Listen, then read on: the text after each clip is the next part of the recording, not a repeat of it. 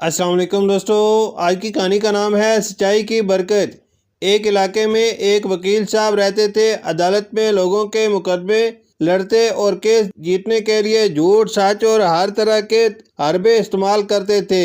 اسی وجہ سے ناجائز طریقوں سے خوب پیسہ بھی کما لیتے تھے، مگر پھر اللہ تعالیٰ نے ان پر خاص کرم فرمایا۔ ان کا تعلق اللہ کے نیک بندوں سے ہوا اور آہستہ آہستہ ان کے دل کی دنیا بدل گئی۔ ایک دن انہوں نے پکا فیصلہ کر لیا کہ آج کے بعد میں جھوٹ نہیں بولوں گا، صرف سچے مقدمے لڑوں گا اور میرا اللہ مجھے سچائی کے بدلے ہی رزق عطا فرمائے گا۔ لوگوں نے انہیں سمجھایا، وکیل صاحب اگر آپ صرف سچ بولیں گے تو وکالت نہیں چلے گی، نہ کیس جیت پائیں گے اور نہ کمائی ہوگی۔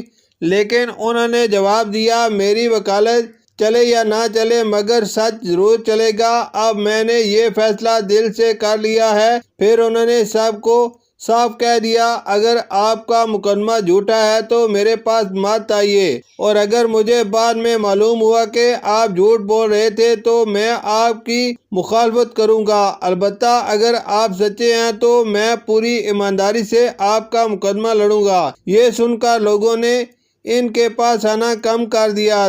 دفتر اکثر خالی رہنے لگا۔ مہینے گزرتے گئے، یہاں تک کہ پورا 1 سال گزر گیا مگر ان کے پاس کوئی خاص مقدمہ نہ آیا۔ غربت بھی آئی، مشکلات بھی آئیں، مگر انہوں نے سچ کا دامن نہ چھوڑا۔ ایک دن ججوں کی محفل میں ان کا ذکر ہوا کہ ایک وکیل ہے جو جھوٹا مقدمہ نہیں لیتا، فاقے برداشت کر لیتا ہے، مگر کہتا ہے کہ مر جاؤں گا مگر جھوٹ نہیں بولوں گا۔ یہ بات سن کر سب جج ان سے بہت متاثر ہوئے۔ وقت گزرتا گیا اور لوگوں کے دلوں میں ان کی عزت بڑھتی گئی۔ پھر دوسرا سال شروع ہوا۔ اللہ کے نیک بندوں نے سوچا کہ یہ وکیل صرف سچے مقدمے لڑتا ہے اور ہمارے مقدمات بھی سچے ہیں، لہذا ہمیں انہی کے پاس جانا چاہیے۔ آہستہ آہستہ لوگ آنے لگے اور جو بھی آتا سچا مقدمہ لے کر آتا۔ وکیل صاحب عدالت میں جاتے اور اکثر فیصلے ان کے حق میں ہو جاتے۔ کچھ عرصے بعد ججوں نے بھی محسوس کیا کہ یہ شخص کبھی جھوٹا کیس نہیں لاتا، اس لیے اس کی بات پر اعتماد کیا جانے لگا۔ اب حال یہ تھا کہ وہ عدالت میں مقدمہ پیش کرتے اور چند ہی منٹوں میں فیصلہ ان کے حق میں ہو جاتا۔